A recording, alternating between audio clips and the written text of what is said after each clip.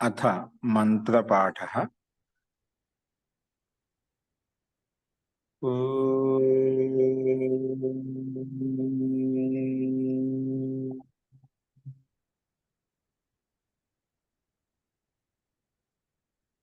सहनाववतु सहनौ भुनक्तु सह वीर्यं करवावहै तेजस्विनावधीतमस्तु मा विद्विषावहै। ओम शांति शांति शांति।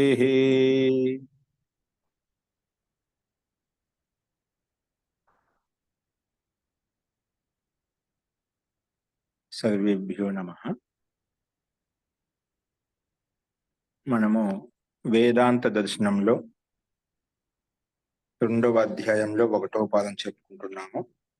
అందులో నిన్న 25వ సూత్రం వరకు మనం చెప్పుకున్నాం. నిన్న చెప్పిన పాఠంలో ఎవరికైనా ఏమైనా సందేహాలు చెప్పండి.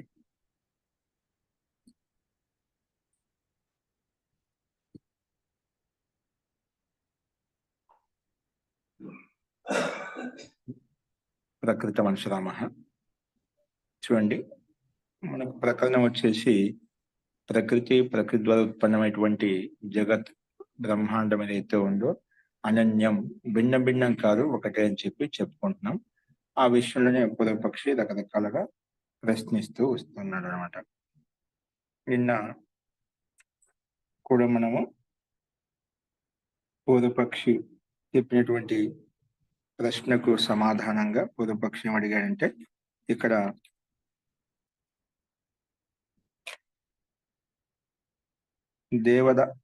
దేవాదివత్ అపి లోకే, ఈ లోకంలో, ఈ ప్రపంచంలో దేవతలు అంటే, దేవత శబ్దానికి దేవాది అంటే ఇంద్రాది వాళ్ళని కూడా తీసుకోవచ్చు ఆ దేవతలు. అలాగే దేవతని పంచభూతాల్లో ఉండే దేవతలు కూడా తీసుకోవచ్చు. ఇటువంటి ఈవెంట్ తీసుకో సందర్భాన్ని బట్టి వ్యాఖ్య.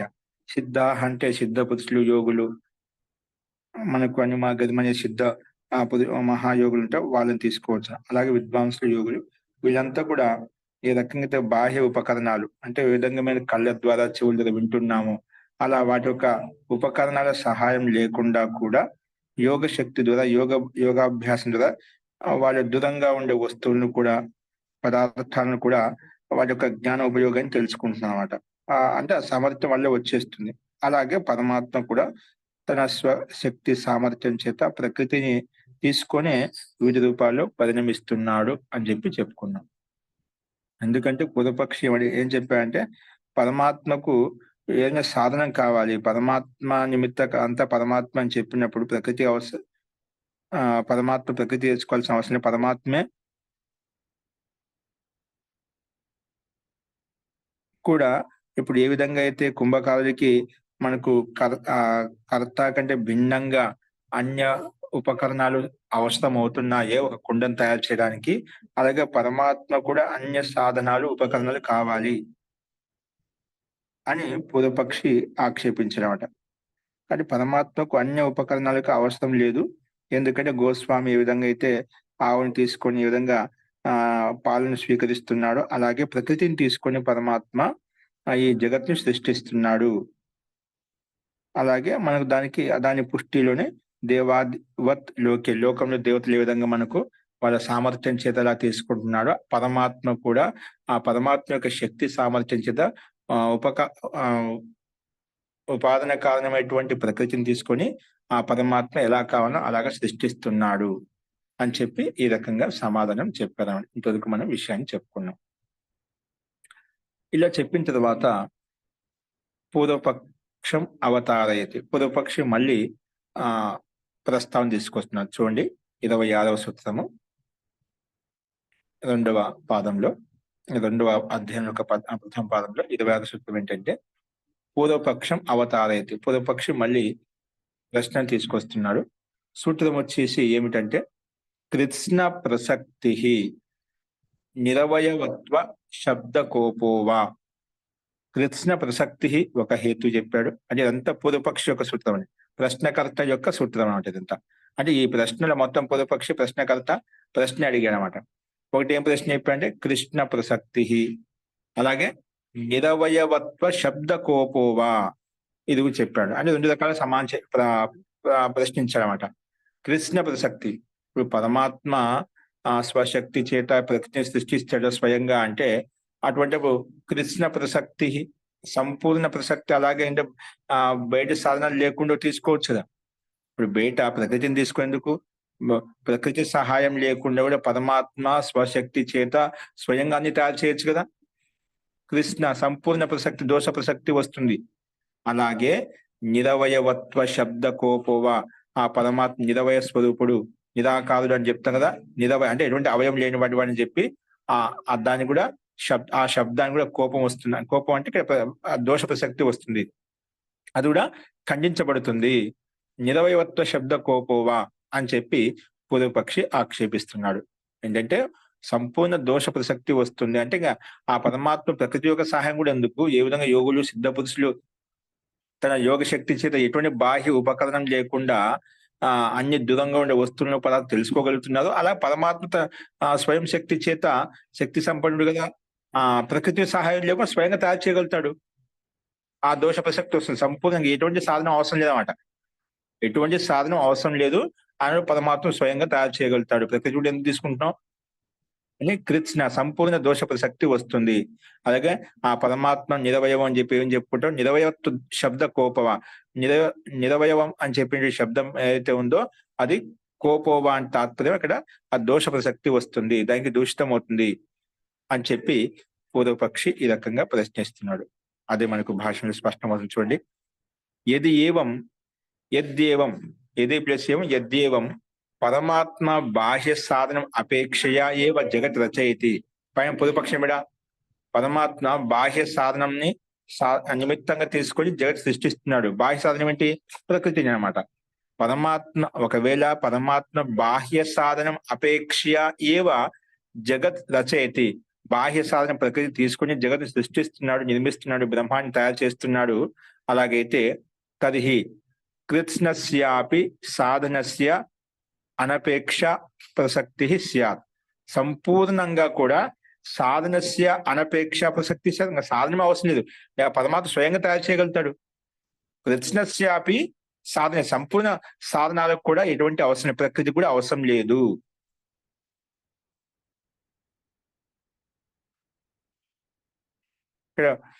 ఇక్కడ ఏంటి, యద్యం పరమాత్మ బాహ్య సాధనం అనపేక్ష అని, ఇక్కడ ఏంటి సప్తం అపేక్ష కాదు, అనపేక్ష ఏవ జగత్ రచయితి. అక్కడ చెప్పే పరమాత్మ స్వయంగా తయారు చేస్తాని, అలా పరమాత్మ ఎటువంటి సాధనం లేనప్పుడు అటువంటి ఎటువంటి సాధన కూడా అవసరం లేదన్నమాట.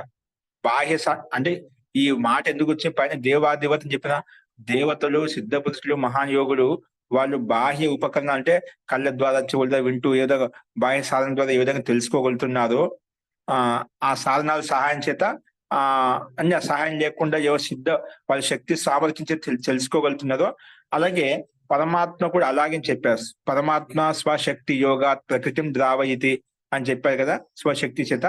అటువంటిప్పుడు బాహ్య సాధనం అనపేక్ష ఏవ జగత్ రచయితి, బాహ్య సాధనం లేకుండా నేను సృష్టించగలిగినట్లయితే తదిహి కృష్ణస్యాపి సాధన, సంపూర్ణ సాధన, ఏ సాధనం కూడా అవసరం లేదన్నమాట.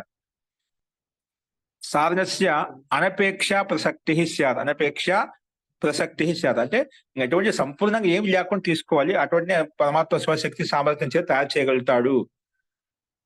తదా ప్రకృతేరపి కథంకారం నామ అపేక్ష భవేత్. అప్పుడు ప్రకృతి కూడా ఏ రకంగా ప్రకృతి యొక్క సాధన అవసరము, ప్రకృతి కూడా సాధన అవసరం లేదు పరమాత్మకి. తదా ప్రకృతిరపి కథంకారం నామ అపేక్ష భవేత్. ఆ ప్రకృతి ఏ రకంగా సహాయపడుతున్నప్పుడు ప్రకృతి కూడా అవసరం లేదు అన్న, స్వశక్తి యోగం చేతనే ఆయన స్వయంగా జగత్తును రచించగలుగుతాడు. తస్యాహ ఖలు అపేక్ష, తస్యాహ ఖలు అపి అపేక్షనా భవితం. ఆ ప్రకృతి కూడా సహాయం అవసరం లేదన్నమాట. స్వశక్తి యోగులు సిద్ధపుత్రులు చేసినప్పుడు ఆ పరమాత్మ చేయలేడా అంటే పరమాత్మ కూడా చేయగలుగుతాడు స్వశక్తి సామర్థ్యం చేత. ఆ ప్రకృతి రూప సాధనం కూడా, ఉపాధన కారణం రూపం చెప్పుకున్న సాధనం కూడా ప్రకృతి కూడా అవసరం లేదు. తస్యాహ ఖలు అపి అపేక్షయా నా భవితవ్యం, ప్రకృతి కూడా అవసరమే లేదు అని పూర్వపక్షి. కృష్ణ ప్రసక్తి అంటే కృష్ణ సంపూర్ణ దోష ప్రసక్తి వస్తుందన్నమాట. అంటే ఎటువంటి సాధన కూడా అవసరం లేదు పరమాత్మకి అని చెప్పి ఈ రకంగా ఒక రకం చెప్పాడనమాట. అలాగే రెండవ కారణం ఏ రకం చెప్పాడు, నిరవయవత్వ శబ్ద కోపోవా. కొన్ని చాలా చోట్ల శాస్త్రంలో మనం ఆ పరమాత్మ నిరవయ స్వరూపుడు, ఎటువంటి అవయం లేనటువంటి వాడని చెప్పుకున్నమాట. అందుకే ఇక్కడ బాహ్య సాధనస్య అపేక్షాయాం అయం అన్యో అపి దోషో. బాహ్య సాధన అనపేక్ష, బాహ్య సాధన లేకుండా పరమాత్మ స్వయంగా అన్ని తయారు చేయగలుగుతారు. స్వయోగ శక్తి, స్వ శక్తి సామర్థ్యం చేత. పరమాత్మ శక్తి సమర్థుడు కదా, సర్వశక్తిమంతుడు కదా. ఆ శక్తి సామర్థ్యం చేత బాహ్య సాధనస్య అనపేక్షయ అంటే బాహ్య సాధన లేకుండా అన్ని తయారు చేయగలుగుతారనే దాన్ని ఆ విషయాన్ని పుష్టి చేయడంలో అన్యోపి దోష వేరే దోషము చూపిస్తున్నామాట. ఒకటి చెప్పుకున్నాం సంపూర్ణ దోష ప్రసక్తి వస్తుందని చెప్పి, అలాగే వేరే రకంగా దోషం ఏదో ఒకటి చూపిస్తున్నా అంటే యద్ బ్రహ్మ అటు నిరవయవం. బ్రహ్మ ఏం చెప్పుకున్నా అంటే అనేక చోట్ల నిరవయవం అంటే ఎటువంటి అవయవం లేనటువంటి వాడు, ఎటువంటి అఖండ స్వరూపుడు, ఎటువంటి అవయవ స్వరూపుడు, ఖండ స్వరూపుడు కాదు, అవయవ స్వరూపుడు కాదు అని చెప్పి చెప్పుకున్నాం. నిరవయవ శబ్దం చెప్పుకున్నామట. అందుకే యద్ బ్రహ్మతో నిరవయవం శబ్దం ప్రతిపాదితే, ఆ పరమాత్మ నిరవయవ స్వరూపుడు అని చెప్పి ఏ శబ్దం ద్వారా అయితే ప్రతిపాదించుకుంటున్నామో, వర్ణించుకుంటున్నామో తస్య బాధనం భవేత్. అటువంటిప్పుడు ఆ పరమాత్మ యొక్క శబ్దానికి ఏదైతే శాస్త్ర అనేక ప్రమాణభూతంగా చెప్పిన శబ్దానికి దోష ప్రసక్తి వస్తుంది. అక్కడ అది ఖండించబడుతున్నాడు. అది నువ్వు కూడా స్వీకరిస్తున్నావు పరమాత్మ నిరవయ స్వరూపుడు. ఇప్పుడు పరమాత్మ ఎటువంటి సాధన లేకుండా స్వయం శక్తి సామర్థ్యం చేత రచించగలుగుతాడు అన్నట్లయితే, అప్పుడు పరమాత్మ స్వయం శక్తి సంబంధించి ఎట్లా రచించేస్తాడు? తనలో ఒక అవయవంగా చెంది రచించాలి కదా. ఏదైనా ఒక వస్తువు తేవాలంటే అది భిన్న రూపంగా మార్చంటే అది అవయవంలో వికారం రావాలి. వికారం వచ్చినప్పుడే భిన్నతత్వం ఏర్పడుతుంది. అంటే పరమాత్మ నువ్వు చెప్పిన ప్రకారం వెళ్తేనా ఎటువంటి సాధనం అవసరం లేదు, ప్రకృతి కూడా అవసరం లేదు అన్నట్లయితే పరమాత్మ స్వయం శక్తి ఎలా తయారు చేయగలుగుతాడు? అప్పుడు తన యొక్క అవయవాన్ని తీసుకొని తయారు చేయాలి. కానీ పరమాత్మ నిరవయ స్వరూపుడు అని చెప్పి చెప్పుకున్నాం. ఎటువంటి అవయాన్ని అవయ రూపంలో ఖండించబడు అని చెప్పుకున్నాం. మళ్ళీ ఆ చెప్పిన వాక్యం వచనమైతే అది దోషించబడుతుంది, అది ఖండించబడుతుంది. ఇది ప్రామాణికంగా చెప్పుకున్నాము, అది ఖండించబడుతుంది అని చెప్పి పూర్వపక్షి ఈ రకంగా ఆక్షేపం చూపించాడు. బాహ్య సాధన లేకుండా పరమాత్మాన్ని రచించగలిగినట్లయితే మనకు అటువంటిప్పుడు మళ్ళీ అంటే పరమాత్మ స్వయం శక్తి రచిస్తాడు అన్నట్లయితే మన పరమాత్మ నిరవయ స్వరూపుడు అని చెప్పుకున్నాం కదా. ఏ శబ్దం ద్వారా చెప్పుకున్నామో, ప్రతిపాదించుకున్నామో అది బాధించబడుతుంది, ఖండించబడుతుంది. తస్య బాధనం భవేత్, అది బాధింపబడుతుంది. ఏ రకం బాధింపబడుతుందంటే, ఇప్పుడు పరమాత్మ స్వశక్తి తయారు చేయగలుగుతా అంటే తనలో ఏదో ఒక అంశం తీసుకోవాలన్నమాట, తీసుకొని రచించాలి. అప్పుడు అవయవ స్వరూపుడు అవుతుంది. అప్పుడు నిరవయత్వం ఉండదన్నమాట. అప్పుడు అవయవత్వం అవుతుంది, విభాగించింది, వికారం చెందుతాడనమాట. కానీ పరమాత్మకు శాస్త్రంలో నిరవయవ స్వరూపుడు, ఎటువంటి అవయవం లేటువంటి వాడు, ఎటువంటి భాగం లేటువంటి వాడు, ఎటువంటి ఖండం లేటువంటి అఖండ స్వరూపుడు అని చెప్పుకున్నమాట. ఆ చెప్పిన వచనం ఏదైతే ఉందో అది ఖండించబడుతుంది. ఈ రకంగా రెండు రకాలుగా దోషం చూపించాడనమాట. ఎలాగంటే దానికి ముందు నిరవయ స్వరూపుడు ఎక్కడ చెప్పాడా పరమాత్మను, దానికి ఉదాహరణ చూపిస్తున్నారు ఇక్కడ. యథాచ నిష్కలం అంటే ఎటువంటి కళ రహితుడు అన్నమాట, నిష్క్రియం, ఎటువంటి క్రియ లేనటువంటి వాడు ఆ పరమాత్మ అని చెప్పి ఇక్కడ శ్వేతాస్పట ఉపనిషత్తుకు వచ్చిందని చెప్పుకున్నాం.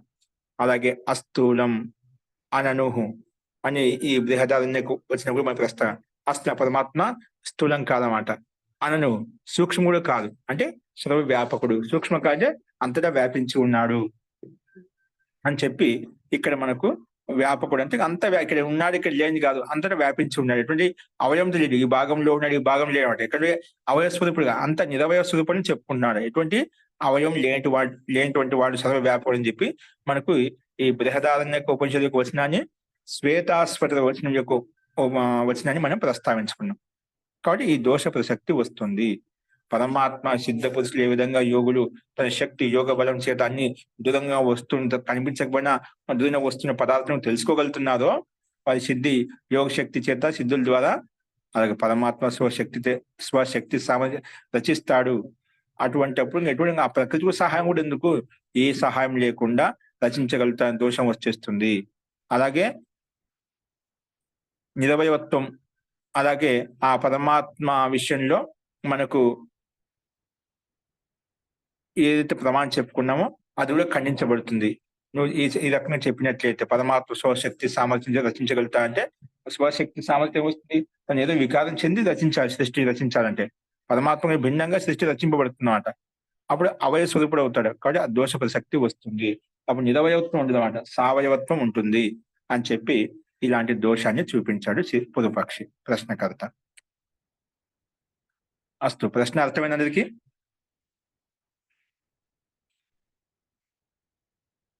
అస్తు మహోదయ. మహోదయ అస్తు. అవగతం మహోదయ అవగతం. సమాధత్తే.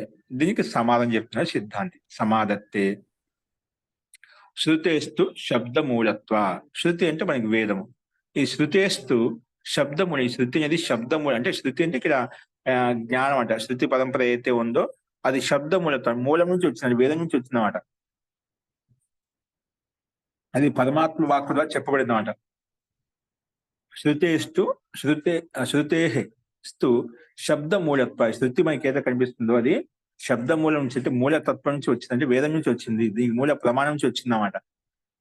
అది దోషయుక్తం కాదు అని చెప్పి సిద్ధాంతి ఈ రకంగా సమానం చెప్తున్నాడు. అది మీకు భాష్యంలో చూడ స్పష్టమవుతుంది. నైవ కృష్ణ సాధన అనపేక్ష ప్రసంగ దోషస్య అవకాశో. ఇక్కడ నువ్వు కృష్ణ సంపూర్ణ పరమాత్మ స్వశక్తి సామర్థ్యం చేత సృష్టిని నిర్మిస్తాడు అన్నట్లయితే ఇంకా ప్రకృతి యొక్క సహాయం కూడా ఉంది, అది కూడా లేకుండా రచించేస్తాడు అని పూర్వపక్ష ఆక్షేపించదా. ఆ సంపూర్ణ దోష ప్రసక్తి వస్తుంది. అటువంటి ఏం లేకుండా రచిస్తా అనే దోషం వస్తుంది. కృష్ణ సాధన అనపేక్ష, ఎటువంటి సాధనం లేకుండా, ప్రకృతి యొక్క సహాయం లేకుండా ఆ ప్రసంగ దోషం వస్తుందని చెప్పేదా. అటువంటి దోషానికి అవకాశమే లేదు. ఎందుకంటే ఆ మాట ఎందుకంటే అట్లా ఎందుకు తీసుకుంటావు?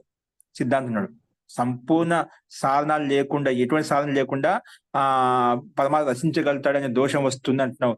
అది ఎలా వస్తుంది? ఆ దోషానికి అవకాశమే లేదు. ప్రసంగ దోషస్య నువ్వు అనపేక్ష అంటే ఎటువంటి అపేక్ష లేకుండా ఆ దోష ప్రసక్తి వస్తుంది, ఆ ప్రసంగం వస్తుంది అంటున్నావుదా. అటువంటి దోషానికి అవకాశమే లేదు అక్కడ. అలాగే నువ్వు రెండవ నిరవయత్వాన్ని ఖండించబడుతుంది చెప్తున్నావు. నచ పరమాత్మను నిరవయత్వ బాధనం భవతి. అలాగే నువ్వు రెండు రకంగా ఖండించావు కదా. పరమాత్మ నిరవయవ స్వరూపుడు కాడు, ఇంకా అవయవ స్వరూపుడు అవుతాడు. పరమాత్మ స్వయంగా రచించాలంటే తన వికారం చెంది రచించాలి జగత్తును. అలాగే నిరవయత్వ శబ్దం అవుతుందో అది కూడా ఖండించబడుతుంది. పూర్వంలో ఏదో ప్రమాణం చెప్పునో ఆ ప్రమాణానికి దోషం వస్తుంది, అది కూడా దోషం కాదు. నచ పరమాత్మను నిరవయవత్వ బాధనం భవతి. పరమాత్మకు నిరవయవత్వం అని చెప్పిన వచనం ఏదైతే ఉందో అది కూడా బాధనం నా భవతి, అది కూడా బాధించబడదు, ఖండించబడదు. రెండు రకాలుగా ఖండించిందని రెండు రకాలుగా సమానం చెప్పామట. ఏ రకంగా అంటే కింద సమానంగా ఓపెన్ చేసి చెప్తున్నాడు. యతోహి ఎందుకంటే శృతి జ్ఞాప. శృతి మనకు వేదానికి గ్రంథాలను చెప్తున్నామట. ఏం చెప్తున్నా? వేదం చెప్తున్నామట. శృతి జ్ఞాపయతి తెలియజేస్తుంది. ఏంటి? పరమాత్మ ప్రకృతి జగత్ రూపే పరిణమయతి. పరమాత్మ ప్రకృతిని జగత్ రూపంలో పరిణమిస్తున్నాడు. పరమాత్మ మనకు వేదవచనం చెప్తున్నామట. పరమాత్మ ప్రకృతిని జగత్ రూపే పరిణమయతి, పరిణింపజేస్తున్నాడు. దాన్ని వ్యాపకంగా సృష్టిస్తున్నాడు, నిర్మిస్తున్నాడు, రకరకాలుగా నామరూపాలుగా వ్యాకరిస్తున్నాడు అని చెప్పి చెప్పుకున్నాం. దానికి ప్రమాణంగా ఏకం బీజం బహుదా యహ కరోతి. ఒకే బీజాన్ని తీసుకుని, ప్రకృతి రూపి బీజాన్ని తీసుకుని యహ అంటే ఆ పరమాత్మ బహుదా కరోతి, బహురకాలుగా భిన్న భిన్న నామరూపాలుగా వ్యక్తం చేస్తున్నాడు. అది మనకి ఇక్కడ స్పష్టంగా కనిపిస్తున్నమాట. బహుదా యహ కరోతి. ఇక్కడ మనకు ప్రకృతి పరమాత్మ భిన్న భిన్నంగా ఉన్నట్టుగా, ప్రకృతిని తీసుకుని పరమాత్మ రకరకాలుగా సృష్టించినట్టుగా మనకు శ్వేతాస్వత ఉపనిషత్తు యొక్క ప్రమాణం చెప్తుంది. ఎందుకంటే ఇవన్నీ శ్వేతాస్వత ఉపనిషత్తులన్నీ కూడా మనకు మూల వేదం నుంచి ఆధారపడి, అంటే వేదాన్ని ఆదరించి వేదానికి ప్రమాణంగా తీసుకుని ఉన్నాయన్నమాట. అంటే వేదానుకూలంగా ఉన్నాయన్నమాట. వీటన్నిటికీ మూలం వేదమే అనమాట. ఈ ఉపనిషత్తులకి అన్నిటి కూడా ఆధారం ఏంటి? మూలం ఏంటి? వేదమే. కాబట్టి ఇవన్నీ ప్రామాణికంగా మనకు వచనాలు చెప్పబడుతున్నాయి. కాబట్టి ఇక్కడ పరమాత్మ ప్రకృతిని తీసుకొని ఈ జగత్తును పరిణామం చేశాడు, రకరకాల పరిణమించాడు, అనేక నామరూపాలు వ్యక్తం చేశాడు అని మనకు శృతి వచనం మనకు స్పష్టంగా చెప్తుంది. ఎందుకంటే శబ్దమూలంతో యుక్తమైందన్నమాట. అది కింద ఇచ్చాయి ఇక్కడ. ప్రకృతి విషయక ఏష శృతి తస్యాహ కలు. ఇది ప్రకృతి విషయక ఏష శృతి తస్యాహ కలు అంటే ఇక్కడ మనకు ఆ ప్రకృతి నుంచి ఉత్పన్నమని చెప్పి మనకు స్పష్టంగా అర్థమవుతుంది అన్నమాట. ఎందుకంటే శబ్దమూలత్వాత్. ఎందుకంటే శబ్దో వేద. శబ్దం అంటే ఇక్కడ తాత్పర్యం వేదం తీసుకోవాలి. శబ్దం అంటే వేద, ఎందుకు తన్మూలత్వాత్ ప్రామాణ్యం. అది శబ్దం మూలం ఏదైతే ఉందో వేదం కాబట్టి మూలమైనది కాబట్టి అది ప్రామాణ్యభూతమైనది, ప్రామాణికరమైనటువంటిది అన్నమాట. కాబట్టి మనకు దాంట్లో సందేహం లేదు. శబ్దంలో శాస్త్రంలో మనకు ఒక వచనం చెప్పకూడదంటే అది పరమాత్మ యొక్క వాక్కు కాబట్టి మనకు దాంట్లో సందేహపడాల్సిన అవసరం లేదు. అందుకే పరమాత్మ ప్రకృతిని తీసుకుని తయారు చేస్తున్న విషయాన్ని మనం అర్థం చేసుకోవాలి అని చెప్పి ఇక్కడ మనం ప్రస్తావించుకున్నాం అన్నమాట. అందుకే వేద తన మూలత్వాత్ అంటే ప్రామాణ్యం. వేదం అనేది శబ్దానికి వేదం మూలమైన భూతమైన ప్రామాణికంగా మనం చెప్పుకున్నాం కాబట్టి అందుకే ప్రమాణం అని చెప్పి మనం ప్రస్తావించుకున్నాం అనమాట. ఏం చెప్పుకున్నా అంటే వేదేహి, వేదం చెప్పు వేదం ప్రమాణం చెప్పుకున్నాం. వేదంలో ఎక్కడ చెప్పింది ప్రమాణభూతంగా మంత్రం ఎక్కడ చెప్పబడిందంటే దానికి నాసదేయ సూక్తంలో ఒక వచనం చెప్పుకుంటున్నాం అంట. అంటే సృష్టి ఉత్పత్తి ప్రకరణంలో వేదంలో ఏం చెప్పారంటే తమ ఆసీత్ తమసా గూఢమగ్రే అప్రకేతం సలిలం సర్వమా ఇదం. ఇక్కడ తమహ ఆసీత్ పూర్వం ఈ సృష్టి ఉత్పన్నం కావడానికి మొత్తం అంత చీకటిగా ఉండేది, అంధకారంగా ఉండేది. తమహ ఆసీత్ అలాగే తమసా గూఢమగ్రే, తమస్సుతో చీకటితో అంత ఆచ్ఛాదించి ఉండేది అనమాట. అగ్రే అప్రకృతం, అలాగే ఏది వ్యక్తం ఏది కదా, ప్రకటించేది కదా, అంటే ఈ విధంగా కనిపించేది కదనమాట. అంత చీకటితో ఉండేదన్నమాట. సలిలం సర్వమా ఇదం, అంతా శల్య రూపం ద్రవీభూతంగా ఉండేదన్నమాట. ఇదం సర్వం జగత్ అంతా కూడా అని చెప్పి వేదంలో ఇక్కడ వ్యక్తం చేయబడిందన్నమాట. అలాగే తుచ్యేన అవ్వపిహితం, తుచ్చ రూపంలో సామాన్యంగా ఉండేదన్నమాట.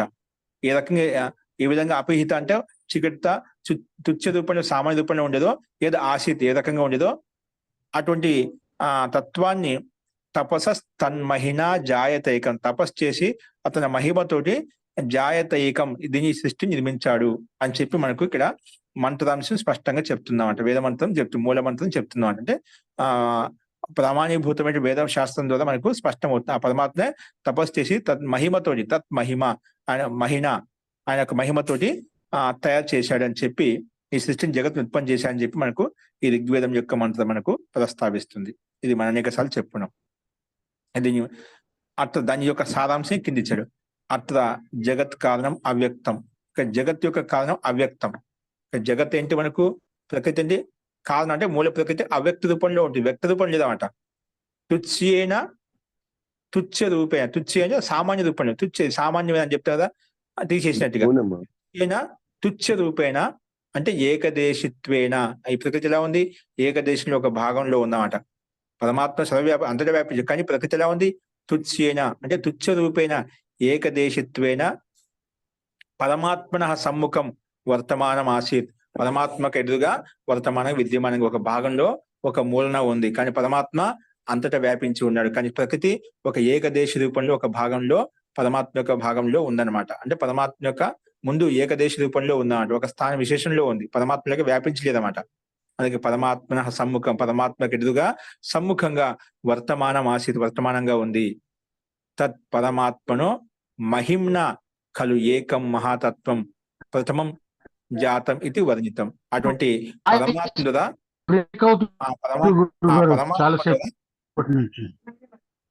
పరమాత్మ ద్వారా మనకు పరమాత్మ యొక్క మహిమ ద్వారా తత్ పరమాత్మనో మహిమ్న పరమాత్మ యొక్క మహిమ ద్వారా ఖలు ఏకం ఒక ముందుగా ఆ ప్రకృతిని తీసుకొని పరమాత్మ తన యొక్క మహత్వం చేత తన యొక్క శక్తి సామర్థ్యం చేత ఏం చేశాడు మూల ప్రకృతిని మహాతత్వం ప్రథమం జాతం.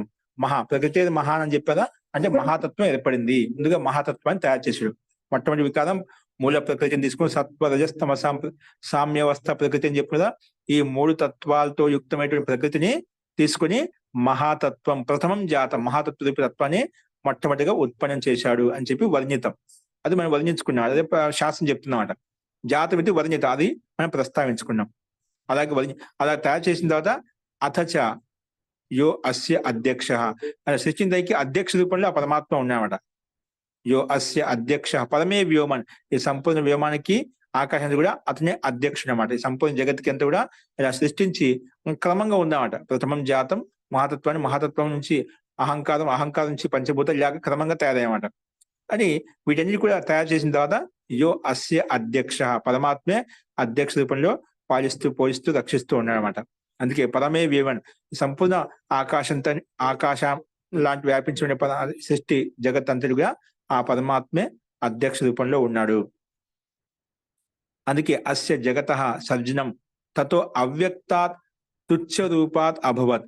ఈ జగత్తు యొక్క సర్జనం అంటే సృష్టి క్రియ, అంటే సృష్టి ఉత్పన్న క్రియ అంతా కూడా తతో అవ్యక్త. తతో అంటే మూల ప్రకృతి, అవ్యక్తం అంటే అవ్యక్త ప్రకృతి అంటే సత్వగుణము రజోగుణం తమోగుణంతో యుక్తం అంటే అవ్యక్తి, వ్యక్తం కానటువంటి ప్రకృతి, మూల ప్రకృతి, సూక్ష్మ రూపంలో ఉండే ప్రకృతి అవ్యక్తం నుంచి, అవ్యక్తం అంటే తుచ్చమైన తుచ్చ రూప. తుచ్చం ఎందుకని అంటే ఏకదేశంలో ఒక భాగంలో ఉంటుంది కాబట్టి, పరమాత్మ యొక్క సమ్ముఖం, పరమాత్మ యొక్క ఎదురుగా సామాన్యంగా ఉంటుంది కాబట్టి తతో అవ్యక్త అంటే తుచ్చ రూప.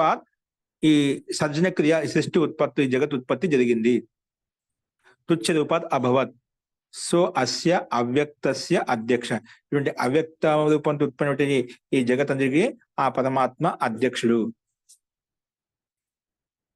సో అస్య అవ్యక్తస్య అధ్యక్ష ఆసీత్ ఇత్యేవం శబ్దమూలత్వం దృశ్యతే. ఈ రకంగా శబ్దమూలత్వం అనేది మనకు కనిపిస్తుంది.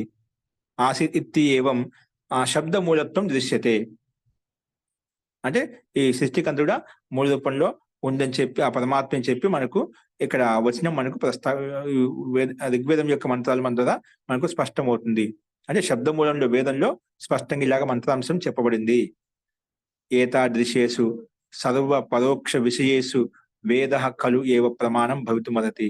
ఇలాంటి అన్ని సందర్భాల్లో ఏతాదృశేషు సర్వ పరోక్ష విషయాలు అని పరోక్ష విషయ, పరోక్షంగా సూక్ష్మ ప్రత్యక్షంగా పరోక్షంగా మనం వర్తమానంలో ఉండే తత్వాన్ని ఆధారం చేసుకుని అనుమాన ప్రమాణం ద్వారా మనం దాన్ని నిరూపించుకుంటున్నాం, యథార్థం తెలుసుకుంటున్నామట.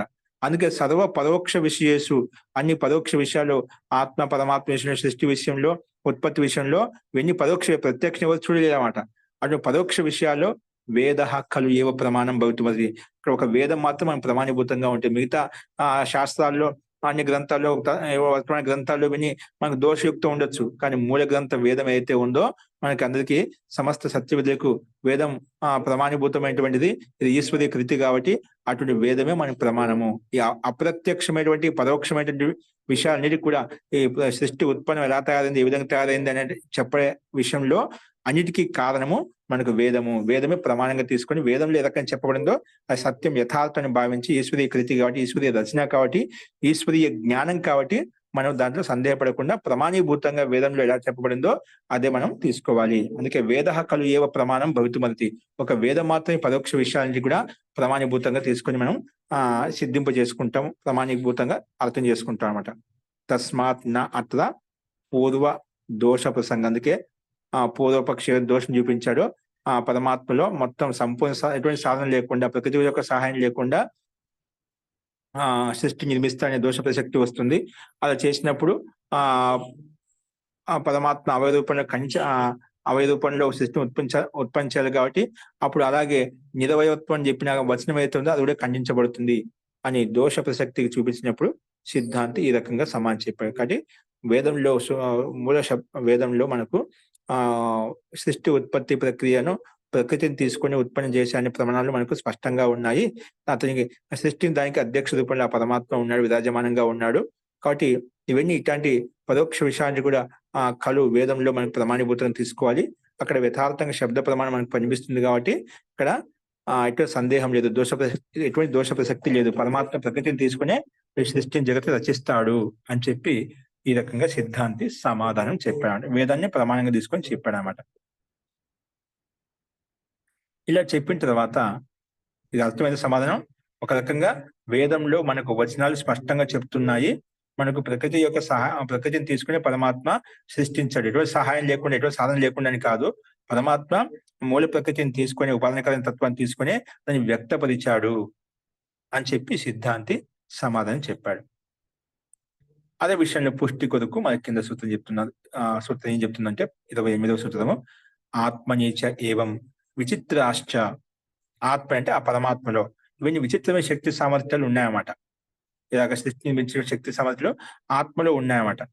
ఆత్మనీచ అంటే పరమాత్మలో ఏవం విచిత్రాశ్చ అనేక విచిత్రమైనటువంటి శక్తి సామర్థ్యాలు ఆ పరమాత్మలో, అనేక కళలు ఆ పరమాత్మ కళాస్వరూపుడు అని చెప్తాం కదా, అలాగా ఇవన్నీ విచిత్రాలన్నీ పరమాత్మలో ఉన్నాయి.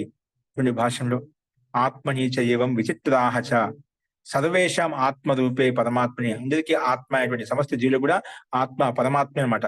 సమస్త జీవుల్లో కూడా ఆ పరమాత్మ వ్యాపించి ఉన్నాడు కాబట్టి మనందరి యొక్క ఆత్మ ఎవరు? ఆ పరమాత్మ. కానీ సర్వేషాం ఆత్మరూప అంటే మనందరికీ ఆత్మరూపంలో ఆ పరమాత్మ ఉన్నాడు అనమాట. అందుకే సర్వేషాం ఆత్మరూపే పరమాత్మని, అందరికీ ఆత్మ అయినటువంటి ఆ పరమాత్మలో పరమాత్మయతు ఏవం విచిత్రాహ ప్రభావాహ భవంతి. విచిత్రమైనటువంటి ప్రభావాలు, సామర్థ్యాలు మనలో ఉన్నాయి, పరమాత్మలో ఉన్నాయి. తస్య ఎందుకు అవన్నీ ఎలా ఉన్నాయి, ఏ విధంగా ఉన్నాయంటే తస్య సర్వశక్తిమత్వాత్, ఆ పరమాత్మ సర్వశక్తివంతుడు కాబట్టి, జీవాత్మలాగా అల్పశక్తివంతుడు కాదు. ఆ పరమాత్మ సర్వశక్తివంతుడు, సర్వజ్ఞుడు, సమస్త సంపూర్ణ జ్ఞానం కలిగిన వాడు, పూర్ణ స్వరూపుడు ఆ పరమాత్మ. అందుకే ఇవన్నీ ప్రభావాలు, ప్రభావాత్మక సామర్థ్యాలను కూడా ఆ పరమాత్మలో ఉన్నాయి. ఎందుకంటే అందుకే ఆ పరమాత్మ సర్వవ్యాప ప్రత్యేకాత్మలో, ప్రత్యేక ప్రాణిలో విరాజమానంగా విద్యమానంగా ఉన్నాడు. ఇవన్నీ సామర్థ్యం ఎక్కడి నుంచి వచ్చాయంటే ఆ పరమాత్మ సర్వశక్తిమత్వ, తస్య సర్వశక్తిమత్వత, పరమాత్మలో శక్తిమత్త ఉన్నది కాబట్టి ఈ రకంగా విచిత్ర రూపంలో సృష్టిని నిర్మిస్తున్నాడు.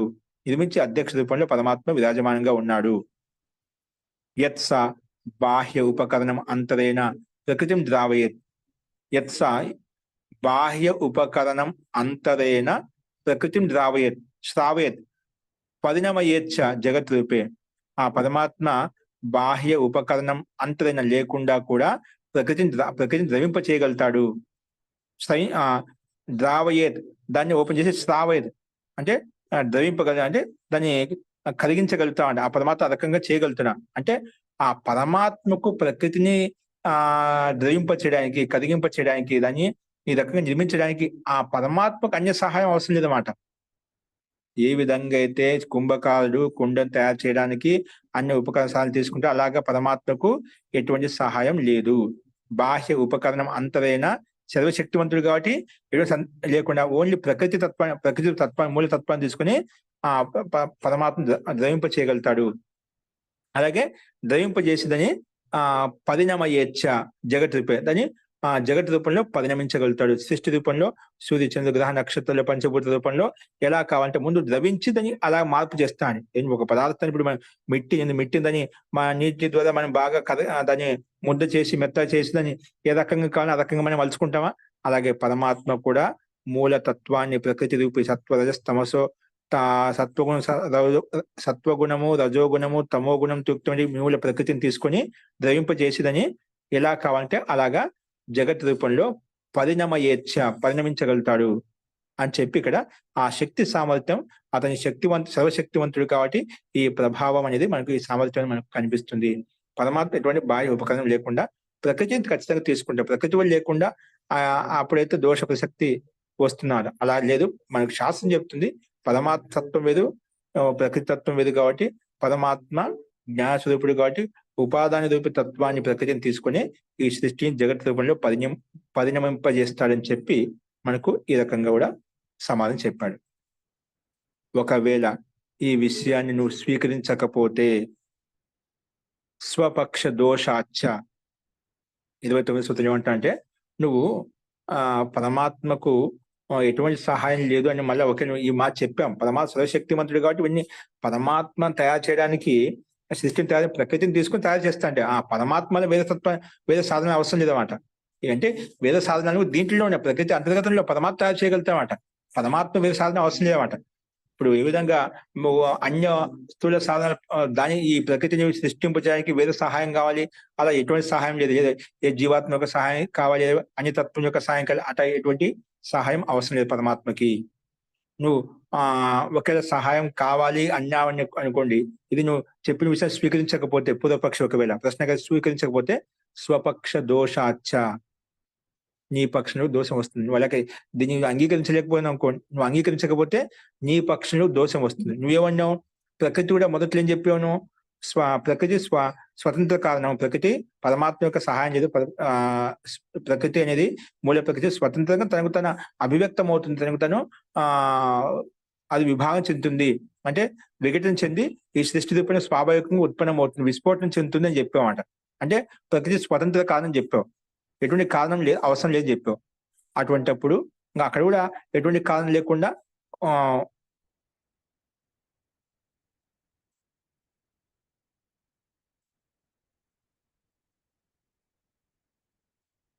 స్వపక్ష దోషాచ స్వతంత్ర కాలం చెప్పుకున్నాం. అటువంటిప్పుడు నీ పక్షము దూషించబడుతుంది. ఏ రకంగా అంటే కింద భాషించుకోండి. అంటే ఒకవేళ నువ్వు పైన చెప్పినట్టు మాట స్వీకరించకపోతే గిన నీ పక్షంలో దోషం వస్తుంది. ఏ రకంగా వచ్చిన భాషలో స్వపక్ష అంటే పూర్వపక్ష సిద్ధాంతం అన్నాడు. నీ పక్షం దోషం వస్తుంది. ఏమన్నాను? ప్రకృతి జగత స్వతంత్ర కారణం. ఈ ప్రకృతి అనేది జగత్తుకి స్వతంత్ర కారణం. అంటే పరమాత్మకు సహాయం లేదు. స్వతంత్రంగా ఇదే సృష్టి నిర్మించబడింది. తనకు తను వ్యక్తమైంది అంటున్నావు కదా. జగత పూర్వపక్షి ఇంతో చాలాసార్లు చెప్పాడనమాట ప్రసంగాన్ని బట్టి.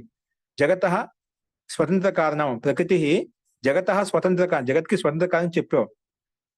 స్వపక్ష ఆ పక్షం అయితే ఉందో, స్వతంత్ర కారణం చెప్పినటువంటి పక్షం అయితే ఉందో, ప్రతిజ్ఞ అయితే ఉందో, అనేన దుష్యేత దుష్యేత అది కూడా దూషించబడుతుంది. ఏ రకంగా దూషించబడుతుందంటే ఇది ప్రకృతి భిన్నానాం సాధనాంతరానం అపేక్ష అభిష్టాస్యాద్. ఒకవేళ ప్రకృతి ఇప్పుడు నువ్వు పరమాత్మ కూడా ఎందుకు చెప్తున్నా అంటే పూర్వపక్షి పరమాత్మ కూడా అవసరం లేదు. పరమాత్మ కూడా అన్య సాధనాలు కావాలి, సృష్టి నిర్మించాలి నువ్వు అంటున్నావు కదా. పూర్వపక్షి సిద్ధాంతాన్ని అడిగాడు అనమాట. నువ్వు పరమాత్మను సృష్టి నిర్మించాలి అంటే అన్య ఉపకరణాలు సాధనం కావాలి. ఏ విధంగా కుంభకాడికి అన్య సాధనాలు, ఏ విధంగా ఒక కుండను తయారు చేయడానికి చక్రం అవసరం అవుతుందో, దండ అవసరం అవుతుంది, విని సాధనాలు సహాయపడుతున్నాయి కదా. అలాగే పరమాత్మ కూడా సృష్టిని నిర్మించాలి అంటేనా అన్య సాధనలు అవసరం ఉంటుంది అని పూర్వపక్షం అన్నప్పుడు అటువంటిప్పుడు నీ పక్షం దోషం వస్తుంది. ప్రకృతి కూడా స్వతంత్ర కారణమైనప్పుడు ఆ భిన్న సాధన ప్రకృతి స్వతంత్ర కారణమైనప్పుడు దానికి కూడా ఏదో ఒక సాధన కాదు కదా. ప్రకృతి స్వతంత్రంగా అభివ్యక్తం అవుతుంది అంటున్నావు. అభివ్యక్తం అవుతుంది ఏదో ఒక సాధన లేకుండా. నువ్వు ఏ విధంగా పరమాత్మ విషయంలో అడుగుతున్నావో పరమాత్మ కూడా ఏదో ఒక సాధనం కావాలి అని చెప్పి, అలాగే నువ్వు కూడా చెప్పావు స్వతంత్ర కారణం అని చెప్పి ప్రకృతిని. ఆ ప్రకృతి కూడా ఏదో కారణం కావాలి కదా, ఏదో ఒక సాధనం కావాలి కదా అభివ్యక్తం కావడానికి. అందుకే ఏది ప్రకృతి భిన్నానం, ప్రకృతి కంటే భిన్నమైనటువంటి సాధనాంతరానం అపేక్ష అభిష్టాశ్చాత్. ప్రకృతి తనకు తను అభివ్యక్తం కావాలి అంటేనా దానికి నీకు సాధన కావాల్సిందే. నువ్వు పరమాత్మ విషయంలో ఏ విధంగా అడుగుతున్నావో పరమాత్మ కూడా తయారు చేయాలంటే, ప్రకృతిని తయారు చేయాలంటే వేరే సాధనాలు ఉండాలి, ఏదైనా ఉపకరణాలు ఉండాలి తయారు చేయడానికి, సృష్టి నిర్మించడానికి. నువ్వు చాలాసార్లు ప్రకృతి కూడా స్వతంత్ర కారణం చెప్పావు. ఆ రకంలో అక్కడ దోషం రాదా? ఈ ప్రశ్న అక్కడ కలగదా నీకు? ప్రకృతి భిన్నానం అన్య కారణం. ప్రకృతి తనకు తను అవ్యక్తమైంది అంటున్నావు, స్వతంత్ర కారణం అంటున్నావు. ఎలా తయారైంది? అక్కడ కూడా ఏదో ఒకటి సాధనం అవసరము, అక్కడేం తీసుకోలేదు. అటువంటిప్పుడు నువ్వు పరమాత్మకు సాధనం కావాలని అన్నట్లయితే నువ్వు కూడా అలా చెప్పావు, ప్రకృతి స్వతంత్ర కావాలని చెప్పి అక్కడ అదే దోషం వస్తుంది, అదే దోష ప్రసక్తి వస్తుంది.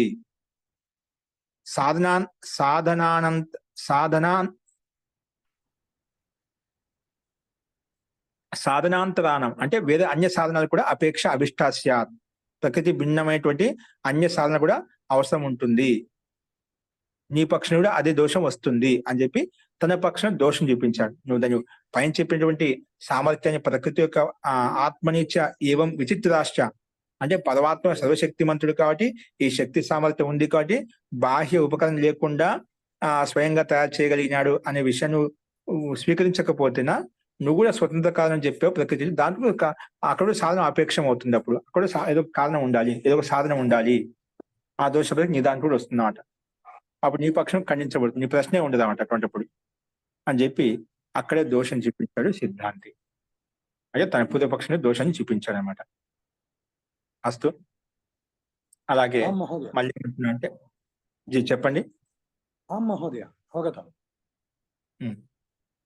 అలాగే ఈ 30 సూత్రం ఏమంటే సర్వోపేతాచ తద్దర్శనాత్.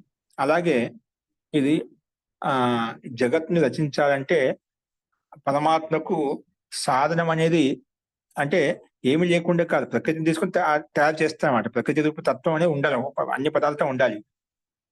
అలాగా ప్రకృతి యొక్క సహాయం కావాలని చెప్పి అనేక శాస్త్రాలు మనకు దర్శిస్తున్నాయి, అలా ప్రత్యక్షంగా వ్యక్తం అవుతున్నాయన్నమాట.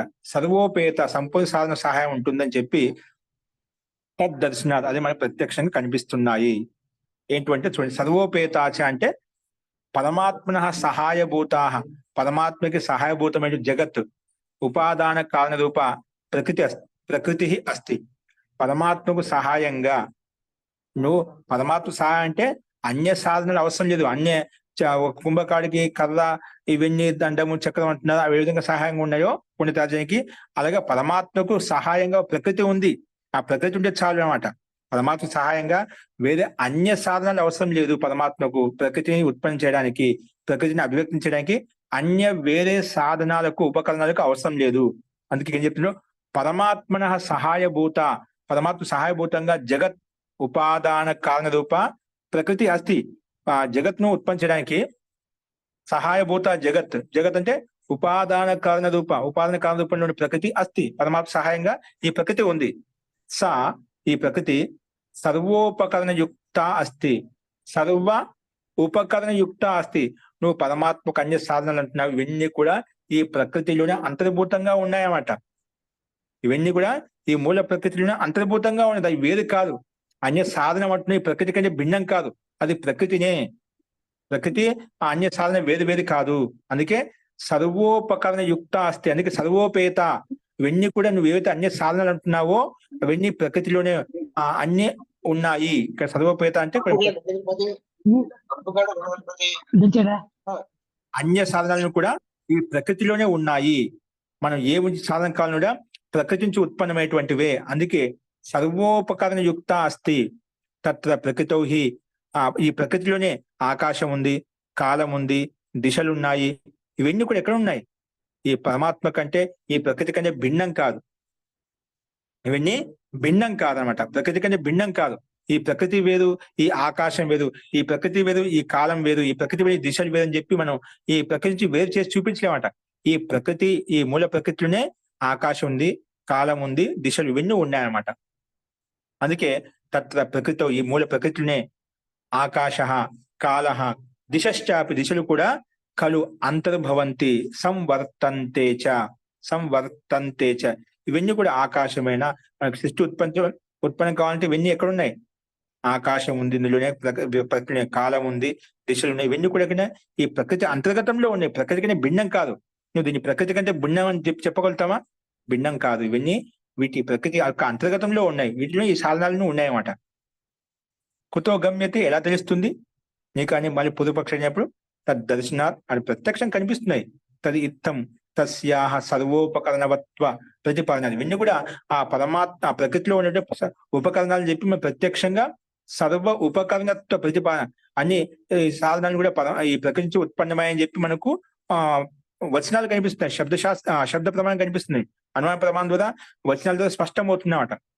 తది ఇత్తం ఈ రకంగా అని చెప్పి తస్యా అంటే ప్రకృతి ఏదైతే ఉందో సర్వోపకరణత్వ ప్రతిపాదన, అన్ని సాధనాలతో, అన్ని ఉపకరణాలతో సంసిద్ధంగా ఉంది, అంటే యుక్తమై ఉంది ఈ ప్రకృతి, మూల ప్రకృతి. లేదా దాని ఇంకో రకం చెప్పారు ఇక్కడ, ప్రకృతి తత్ పరివార ప్రతిపాదక దర్శన శాస్త్రాత్. ఈ ప్రకృతి మొత్తం సంపూర్ణ పరివారంతో, ప్రకృతి తత్ పరివార ప్రతిపాదకాత్, తత్ పరివారంతో ప్రతిపాదించబడింది. ప్రకృతి అంతా పరివారంతో ప్రతిపాదించబడింది చెప్పి మన దర్శన శాస్త్రం తెలుస్తుంది అన్నమాట. ఏంటి దర్శన శాస్త్రం అంటే? మనం చెప్పినదా ప్రకృతి మహాన్, అది సాంఖ్య శాస్త్రం యొక్క ప్రమాణం చెప్పింది మనం. ప్రకృతి మహాన్, ప్రకృతి నుంచి మహాతత్వం ఏర్పడింది. మహతో అహంకార, మహాతత్వం నుంచి అహంకారం ఏర్పడింది. అహంకార పంచ తన్మాత్రాన్ని, ఆ అహంకారం చేత పంచ తన్మాత్రలు ఏర్పడ్డాయి. పంచ తన్మాత్రేభ్య స్థూలభూతాన్ని, ఈ స్థూల పంచభూతాలు, అలా 11 ఇంద్రియాలు, ఇవన్నీ ఉత్పన్నమయ్యాయి. ఇలాగ శాస్త్రం చెప్తున్నాం. దర్శన శాస్త్రం మనకు ప్రతిపాదిస్తుంది. ఇది సాంఖ్య దర్శనంలో కపిల మహర్షి మనకు చెప్పామాట. ఈ శాస్త్రం ద్వారా ఇన్ని పరివారం అన్నమాట. అంటే ప్రకృతి నుంచే మహాతత్వం, ఆ మహాతత్వం నుంచి అహంకారం, అహంకారం నుంచి పంచ తన్మాత్రలు, పంచభూతాలు, 11 ఇంద్రియాలు, ఇవన్నీ కూడా ఆ ప్రకృతి ఉత్పన్నమయ్యాయి. ఇవన్నీ ప్రకృతి అంతర్గతంలో ఉన్నాయన్నమాట. ప్రకృతి నుంచి వేరు కాదు. అందుకే మూలంలో చెప్పినటువంటి సిద్ధాంతం మనకు వస్తున్నమాట. ఈ ప్రకృతి ద్వారా ఉత్పన్నమైన ఆ పదార్థాలు ఏవైతే భిన్న భిన్నం కాదు, అనన్యత్వం వస్తువు ఒకటే, వేరు కాదు. నువ్వు వేరుగా చూస్తున్నావు, దోషులు నీకు కనిపిస్తున్నావట, ఇదంతా ఒకటే అని చెప్పి సిద్ధాంతి ఈ రకంగా చెప్పాడు. కానీ సర్వోపేత, ఇవన్నీ సాధనాలు ఏవైతే అంటున్నావో ఇవన్నీ కూడా అన్ని సాధనాలతో ఈ ప్రకృతిలోనే, అన్ని సాధనాలు ఈ ప్రకృతిలో అంతర్గతంలో ఉన్నాయి. ఈ ఆకాశమైన, కాలమైన, దిశ అన్ని కూడా సంకేతం కొన్ని చెప్పుకున్నాం. దీన్ని బట్టి అన్ని సమస్త సాధనాలు కూడా ఈ ప్రకృతి అంతర్గతంలో ఉన్నాయి. అటువంటి ప్రకృతిని సహాయంగా తీసుకుని పరమాత్మ ఈ జగత్ని రచించాడు. కాబట్టి ఎటువంటి దోష ప్రసక్తి లేదు అని చెప్పి సిద్ధాంతి ఈ రకంగా సమాధానం చెప్పాడనమాట. ఓకేనా? కాబట్టి ఈ మనకు సాంఖ్య శాస్త్రం యొక్క ప్రమాణాన్ని ఇది మొత్తం పరివారం అంతా ప్రకృతి నుంచే మొట్టమొదటి మహాతత్వం వికారం ఏమి ఉత్పన్నం మహాతత్వం ఏర్పడింది. ఆ మహాతత్వమే అహంకారం తన్మాత్రలుగా అని చెప్పి మొత్తం ఈ సపద 25 తత్వాలు మనకు ద్వారా మనకు ప్రతిపాదించబడింది. సృష్టి ఎలా ఉత్పన్నమైంది, జగత్ ఎలా రచించబడింది అనేదంతా కూడా మనకు ఈ సాంఖ్య శాస్త్రంలో మనకు క్రమంగా చెప్పబడింది అన్నమాట. మూల ప్రకృతి నుంచే ఈ మహాతత్వము ఒక మొట్టమొదటి వికారము, ఆ వికారము నుంచి మళ్ళీ కొంచెం స్థూలంగా అహంకార తత్వం ఏర్పడింది. ఆ స్థూలమైన అహంకార తత్వం చేత ఇంకా స్థూలంగా ఏర్పడింది అన్నమాట. మహాతత్వం కంటే ఇంకా కొంచెం స్థూలంగా ఉంది.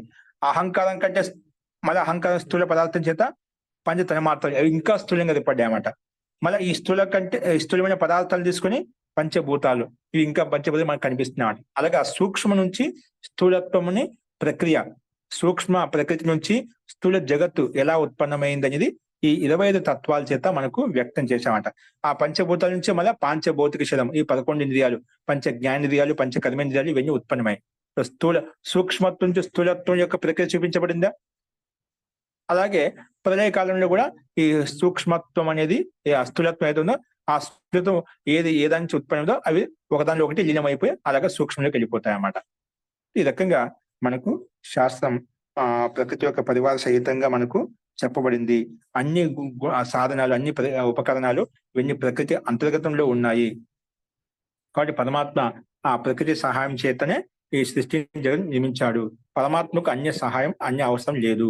పురపక్షి భిన్నంగా చూస్తున్నారు కాబట్టి ప్రకృతి ద్వారా ఉత్పన్న జగత్తు భిన్నంగా చూస్తున్నాయని దోషాలు కనిపిస్తున్నాయి అన్నమాట. కాబట్టి అనన్యత్వం వస్తుంది ముందు చెప్పుకున్నాం.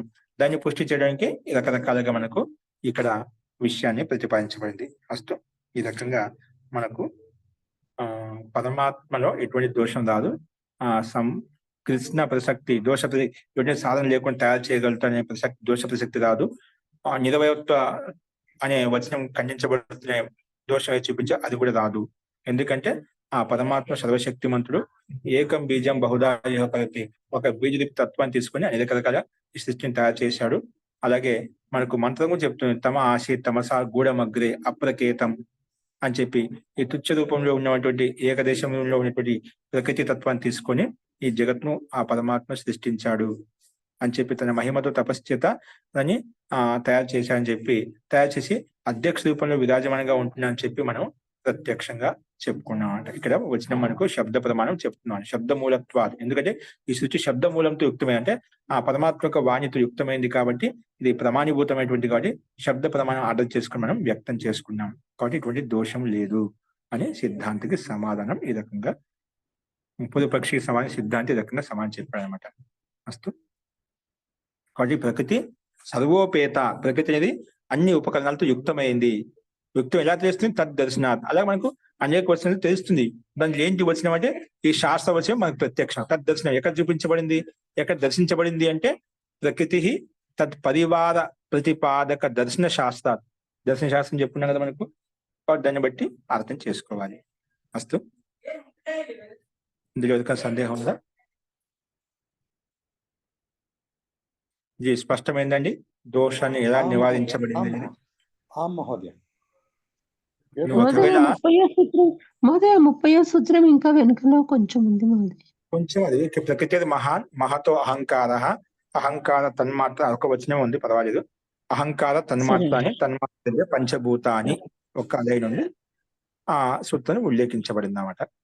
మరి ఇవన్నీ ప్రకృతి అంతర్గతంలో ఉన్న ప్రకృతి కంటే భిన్నం కాదు అని చెప్పి సిద్ధాంతి నిరూపించామట. ఓకే, ఎందుకంటే ఆత్మలోనే పరమాత్మ ఇవన్నీ కూడా విచిత్ర శక్తి సామర్థ్యం ఉంది. అందుకే ఎటువంటి సాధన లేకుండా ఆ పరమాత్మను ప్రకృతిని ద్రవింపజేసి అనేక రకాలుగా పరిణమిస్తున్నాడు అనే విషయాన్ని మనం చూసాం. కాబట్టి మన శబ్ద ప్రమాణం మనకు ప్రమాణం ఏదో, ఎందుకంటే ఒక తత్వాన్ని తెలుసుకోవాలి, ఒక మూలం అంటూ ఉంటుంది, ఒక ఆధారం అంటూ ఉంటుంది అన్నమాట. మూలానికి మూలం ఉండదు. మళ్ళా అదంతా పరమాత్మ యొక్క వాక్కు కాబట్టి ఒకటి ఎక్కడో ఒక చోట మనం ఆగాల్సిందే. మళ్ళా ప్రకృతి మూలం ఏదో అని అడగకున్నాం. ఇప్పుడు మనము మూలతత్వం ప్రకృతిని చెప్పాం. ఇప్పుడు మనం పంచభూతాలకు కారణం ఏంటి? తన్మాత్రలు చెప్పుకున్నాం. తన్మాత్రలకు కారణం ఏంటి? అహంకారానికి కారణం ఏంటి? మహాతత్వానికి కారణం ఏంటి? ప్రకృతికి కారణం ఏంటి? మళ్ళీ మూలానికి మూలం అడగకూడదు. మూలస్య మూలం నాస్తి. ఆ మూలం అని చెప్పి మనకు సాంఖ్యశాస్త్రంలో ఉంది. మూలానికి మూలం ఉండదన్నమాట. అంటే అంతిమ ఒక చోట ఆగాలి. అట్లయితే అనవస్థ దోష అయిపోతుంది. దానికి ఎప్పుడు అంతం అంటూ ఉండదన్నమాట. అంటే ఎక్కడో ఒక చోట ఆగుతామన్నమాట. అదే మూల ప్రకృతి దగ్గరికి వచ్చి ఆగిపోతాం. దానికి మూలానికి మూలం ఉండదన్నమాట. అంటే అదే అంతిమ తత్వము. దాని ద్వారా ఇవన్నీ ఉత్పన్నమవుతాయి. అలాగే ప్రకృతి తత్వం వేరు, పరమాత్మక తత్వం వేరు, భిన్నంగా తీసుకోవాలి. అలాగే జీవాత్మ తత్వం అనేది భిన్నంగా ఉంటుంది. ఇవన్నీ సందర్భాన్ని బట్టి మనం చెప్పుకున్నాం. అంటే ఇక్కడ పరమాత్మ స్వతంత్రుడు అన్న దానికి పూర్వపక్షి ఒకవేళ ఏదైనా ఖండనం తెలియజేసినట్లయితే అదే దీంట్లో కూడా మన ప్రకృతిలో కూడా అపేక్షయతి అనేదే కదా మహోదయ అక్కడ చెప్పడం, సిద్ధాంతి చెప్పడం. అదే విధంగా ప్రకృతి కూడా స్వతంత్రంగా చేయించి ఉండాలి అని కూడా చెప్పడం కదా మహోదయ అక్కడ ఉద్దేశం. అంటే మీ అభిప్రాయం మా ముఖ్య అంటే ఇక్కడ మీరు చెప్పిన దాంట్లో ఇప్పుడు భగవంతుడు స్వతంత్రంగా చేయలేదు, ప్రకృతి సహాయంతోనే చేశాడు అని పూర్వపక్షి ఆచరిస్తున్నాడు. ముఖ్య ఉద్దేశం పూర్వపక్షి పరమాత్మకు ఆయన స్థూల ఉదాహరణ చూపించారు. కుంభకారుడికి ఏ విధంగా అయితే కుండ తయారు చేయాలంటే కర్ర, చక్రము ఇవన్నీ సాధనాలు ఉపయోగపడుతున్నాయో, అంటే ప్రకృతిని ఆ దండ చక్రాన్ని వేరు వేరు చూసి అలా అడిగాడు అనమాట. అలా పరమాత్మకు ఏం అవసరం లేదండి. ఇవన్నీ ఆ ప్రకృతి అంతర్గతంలో ఉన్నాయి. ఒక పోలి ప్రకృతి మళ్ళా ప్రకృతిని తయారు చేయడానికి వేరే సాధన అవసరం లేదన్నమాట. ఆ సాధనలు ప్రకృతిలో ఉన్నాయి. సర్వోపేతాచ అవన్నీ సంపూర్ణంగా అందులో అన్ని సాధనలు అందులో ఉన్నాయన్నమాట. పరమాత్మ దాన్ని తయారు చేయడానికి ప్రకృతి ఉంటే చాలు, దాన్ని వ్యక్తం చేయగలుగుతాడు. అన్ని సాధనలకు అవసరం లేదు. ప్రతిపక్ష రకం తీసుకొని దీని దోషం రూపంలో ప్రశ్నించడానికి ఖండించడానికి ప్రయత్నం చేశామన్నమాట.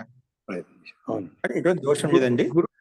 గురుగారు చిన్న ఇది తమరు ఇప్పుడే మూల ప్రకృతికి మళ్ళీ మూలమని మనం వెతకూడదు అన్నారు. ఒక పదం వాడారు మీరు, 2 పదాలు వాడారు. మూల ప్రకృతికి మూలం నాస్తి, మూల ప్రకృతి మూలం నాస్తి అన్న తర్వాత ఇంకొకటి ఇది ఉపకదానము నిమిత్త కారణాల్లో ఏదన్నా ఆ పదం ఏదో వాడారు. అది కొంచెం నోట్ చేసుకుందాం ఆ పదాలు. మూలం అని చెప్పా. అమూలం మూలం. ఇప్పుడు అమూలం అంటే మూలానికి మూలం ఉండదు, అమూలం మూలం అని చెప్పి అది సాంఖ్య శాస్త్రం యొక్క సూత్రం అన్నమాట. అమూలం మూలం అంటే మూలం ఉండదు దానికి, మళ్ళా మూలానికి మూలం ఉండదు అని అర్థం. వేర్లకు మళ్ళీ వేర్లు ఉండవు. చెట్టుకు వేర్లు ఉన్నాయి. చెట్టుకు ఏంటంటే కొమ్మ ఆకులు ఉన్నాయండి, ఆకులకు కాండము కారణము, కాండానికి పెద్ద తన కారణము, తనకు కూడా మనకు వేర్లు కారణం. ఆ వేర్లకు కారణం ఏంటి? అలా మన దానికి వేర్లకి వేర్లు అని చెప్పామన్నమాట. మూలానికి మూలం చెప్పమాట. అమూలం మూలం అంటే మూలం అనేది మూలానికి అమూలం, మూలం మళ్ళీ ఉండదు. అది సాంఖ్య శాస్త్రం యొక్క వచ్చిన మాట. అందుకే ప్రకృతి అనేది అదే అంతిమ తత్వం. ప్రకృతి తర్వాత మళ్ళా మూలానికి మూలం అంటే ప్రకృతి కూడా మూలం ఏది ఉండదు. అది అంతిమ తత్వం అన్నమాట. అది స్వతంత్ర సత్తా దానికి ఉందన్నమాట. అంటే ఇటువంటి జగత్ రూపంలో సృష్టించడం యోగ్యత అంతా మూల ప్రకృతిలో ఉంది. మహోదయ, కృష్ణం అంటే అర్థం ఏంటి మహోదయ? సంపూర్ణం. ఎటువంటి ఇప్పుడు పైన చెప్పాడా పరమాత్మకు ప్రకృతి యొక్క సహాయం తీసుకొని సృష్టిని రచిస్తున్నాడు అంటున్నాము. అది కూడా ఎందుకంటే సంపూర్ణంగా ఎటువంటి సాధన లేకుండా పరమాత్మ నిర్మిస్తాడు, రచిస్తాడు అని పూర్వపక్షి అంటున్నాడు. కృష్ణ ప్రసక్తి దోషం వస్తుంది అటువంటిప్పుడు అయితే అది కూడా ఎందుకు? అది కూడా అవసరం లేదు. సంతోషం గురుగారు. నాకు ఇదే సంశయం వచ్చింది, అడుగుదాం అనుకున్నా తమరు చెప్పారు. చాలా చాలా సంతోషం, ఆనందం ఉంది. మూలం ఇక్కడ ఎందుకు అమూలం మూలం, మూలస్య అమూలం అంటే మూలానికి మూలం ఉండదని చెప్తే అర్థం అన్నమాట.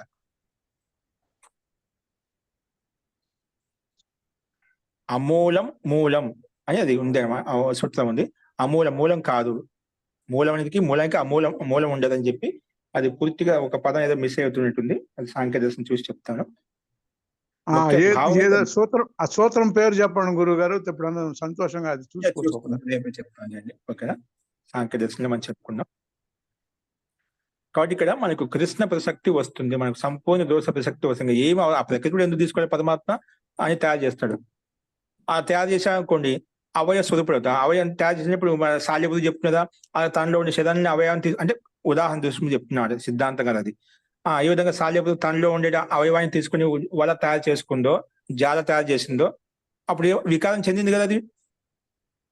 అలా పరమాత్మ వికారం చెందుతా అవయవ స్వరూపుడు అవుతాడు. కానీ మనకు శాస్త్రంలో వేదంలో నిరవయవ స్వరూపుడు నిరవయవత్వం చెప్పుకున్నామట. అది బాధించబడుతుంది. అలా దోషం వస్తుంది నీ దాంట్లో నువ్వు అలా ఒప్పుకోకపోతే అంటే అలా దోషం ఉండదని నిరవయ స్వరూపం కాదు.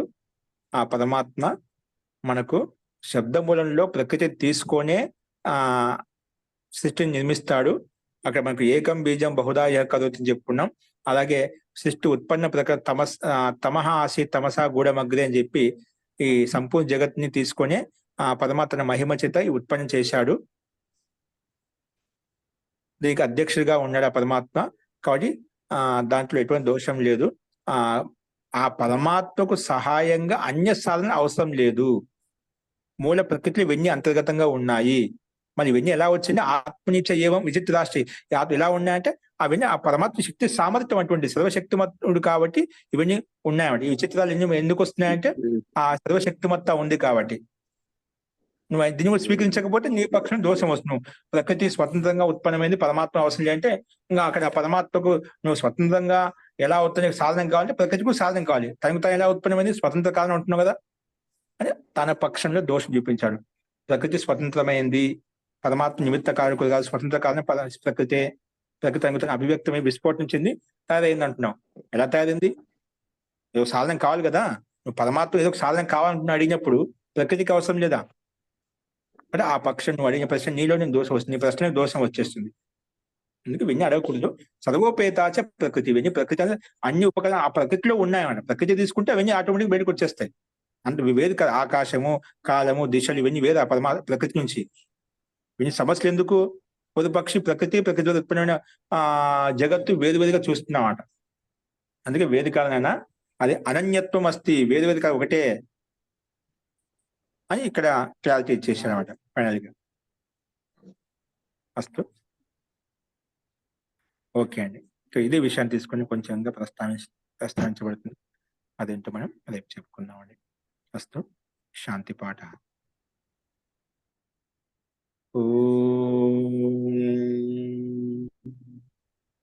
సర్వే భవంతు సుఖినః, సర్వే సంతు నిరామయాః, సర్వే భద్రాణి పశ్యంతు, మా కశ్చిత్ దుఃఖభాగ్ భవేత్. ఓం శాంతి శాంతి శాంతి. సర్వేభ్యో నమః. అందరికీ నమస్కారం అండి. నమస్తే మహోదయ.